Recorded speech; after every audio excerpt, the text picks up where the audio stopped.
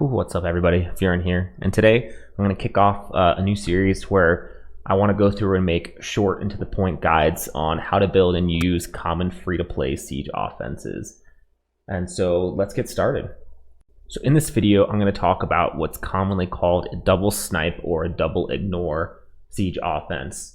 So to show you first a little graphic here, this is what the team typically consists of. You have a booster, typically Firestring, Megan, or Bastet in 5-star, and then 2 ignore defense units, the most common ones shown here on the screen.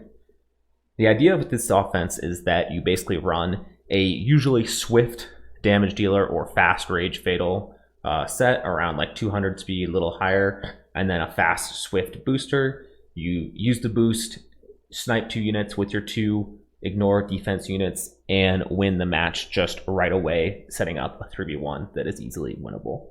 So before I go too much further, I'm going to show you an example of how this works. So in this fight, we have Odin, Bastet, Covenant into Momo, Nora, and Vigor. Odin is really common in these just because he brings a little bit more to like the 3v1 table at the end, since he's got his passive to come back to life, and he also ignores element, so whatever thing is left over is easy to do. But you can see we boost here, we snipe the Nora with the Covenant, we snipe the Momo with the Odin, and now we have a 3v1, which will be easily winnable by my remaining units.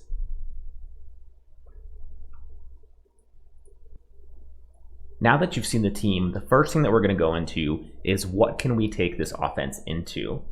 Typically, this offense is really good into bruiser, tanky defenses without a heavy speed threat or a speed lead. So you can look here, I basically just looked on SWGT for the top 50 most searched for counters today, and I picked about 8 here that I would definitely use this offense into. And you can see here that the main common thing you're seeing between these is not a speed lead, not a high base speed unit, and not some like extremely heavy anti-cleave in the mix with these.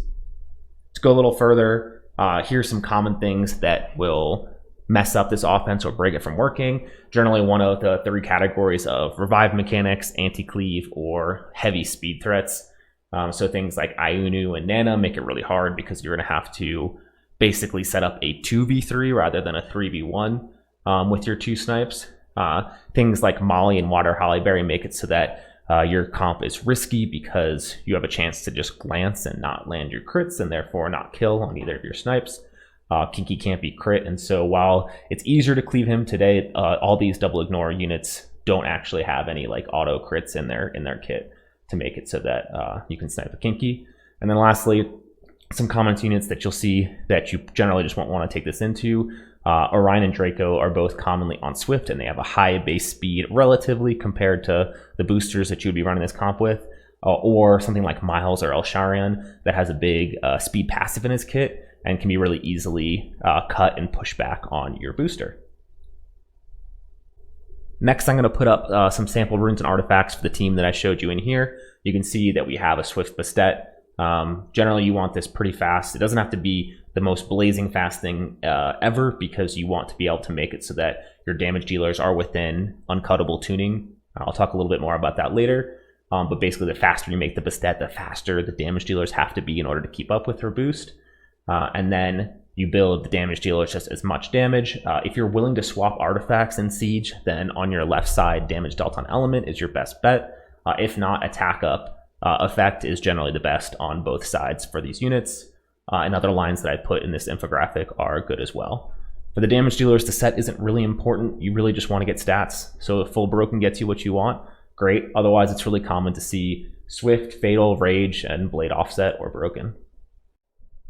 All right, so next I'm going to show you 2 things in SWOP, which is Summoner War Optimizer tool to help you build this team. If you don't have this, there's the web version that you can use for free. I'll put a link in the description, but I have the paid downloadable version, which is a little bit faster. So there's 2 tabs in here that you can look at. One is the speed tuning. So this is just one thing that's important about this team is that you want to be running your Bastet such that the 2 nukers you have are uncuttable. What that means is that the boost from Bastet puts them at over 100% attack bar, so that even if you run into a team with the exact same speed as you, then the Bastet boost will make sure that both Covenant and Odin move. So for example, if you ran like a 300 speed Bastet, but a plus 50 speed Covenant, even though you have a 30 speed or 30% or 25% boost, the Covenant and Odin wouldn't move against faster teams. And so since you're taking the trouble to run this Bastet and you need this offense to go first in order for it to work, you need to make sure that these are tuned properly. So I'll show you a couple of things in this tool. So again, we're on the speed tuning tab in SWOP. I go and I search for the units for my team, and then it's going to pull in, since I just pulled a new JSON after I ruined these units, and it's going to show you that, okay, my Bastet is 290 speed, and this is the character sheet speed. So this is base, this is a plus 191 on a 99 base. I have a 244 Covenant, and I have a 238 Odin. The first row here, combat speed, is going to be the speed of the unit with towers and leader skill enabled. So for example, if I added a unit here with a speed lead, then that would be included in that combat speed calculation. And then lastly, the last row here is what you're going to want to pay attention to, which is the speed minimum. Again, this is before towers, just character sheet. And it's going to tell you that, hey, if my Bastet at 290 speed with a 25% attack boost, then Covenant needs to be at least 240 speed in order to be uncuttable. And then next, Odin has to be 238 to be uncuttable. And you want to make sure that you don't just run this like one unit at a time, because each unit moving incurs one speed tick in the game.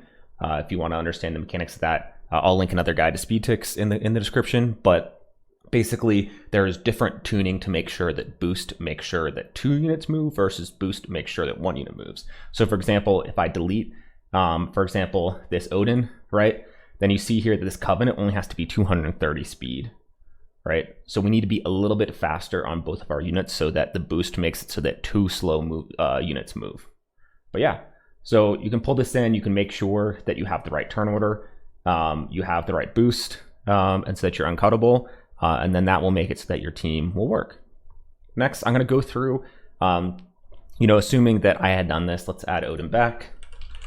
I'm going to show you what I did just to basically run a build. If I were going to build this team from scratch, what I would do is I would rune a Bastet on Swift around this speed. Again, if you're like high G3, you probably want to be faster than this. If you're low G1 or C3 or anything lower, then you just really want to run what you can. And then you'll see here that there's 2 speeds you want to look at, the speed minimum for Odin and the speed minimum for Covenant. When I build this, I will build the slower unit first, because sometimes the highest damage build for Odin isn't going to be exactly 238 speed. You might end up building a 240 speed Odin or a 241, because that's just how your runes work out. And then you need the Covenant to be faster. So I'll build the Odin first.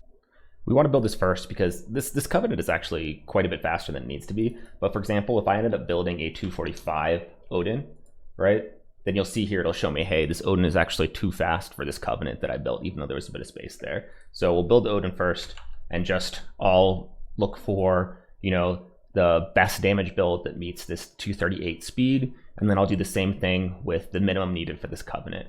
So I'll go to this rune tab here, I'll click builds, I'll pick my monster, and do Covenant, and I have them on Swift Broken, Attack, CD Attack. You can run a couple of different builds with different sets to see what the highest damage is.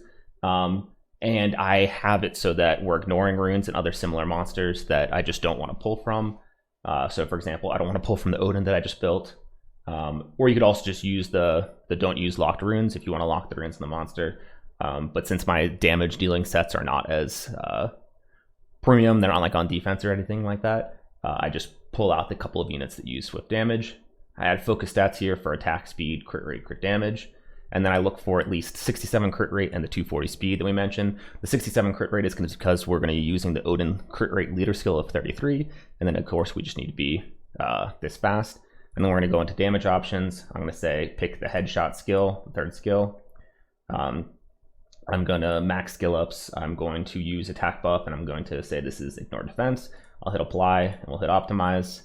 And then I can sort by damage here on the right side here. So basically what this is doing is it's going to pull the best builds that I can make with Swift, and you can see the best build that I could potentially make for this unit is a little bit higher damage than the build I have now. I think this is pulling runes from someone that I didn't want it to. I think maybe it's a different Julie. But I could also go through here and check and be like, okay, can I make a fatal build and actually I don't have enough fatal runes on my account to make one this fast. I'm sure if I drop the speed to like 220, it would give me something, right? Yeah, but it actually doesn't have a good build for me there. And I could also look at Rage, right? I like to leave the second slot broken. You could pull in a like a blade set if you really want to, but SWOP will pull out those offsets pretty easily. You want to pick the main set just so that it doesn't have a million permutations, but yeah, at least if you do the main set and leave the offset open, it'll run pretty quickly and you'll get enough options. So from there, we can just pick the build we like and apply it to our monsters. Okay, and lastly here, I'm going to show a quick tip for testing your tuning. There is actually some weird rounding errors that you can potentially get if one of your damage dealers is on Swift and the other one is not. Basically, Swift set adds 25% speed to the unit, but obviously there aren't round numbers. I have run into instances with SWOP where I tested it out and I needed to add 1 speed to a unit or remove 1 speed to a unit to make sure everything was perfect. There's other calculators you can find online that will make sure that you use this. But what I use also, if I'm just like lazy and I don't have time to check SWOP for something, for any speed tuning, the easiest way to make sure that it's uncuttable is just take your offense and test it into your defense, right? So the definition of uncuttable is basically that if you run into a defense that is very fast, that's not going to outspeed you, that all your units move.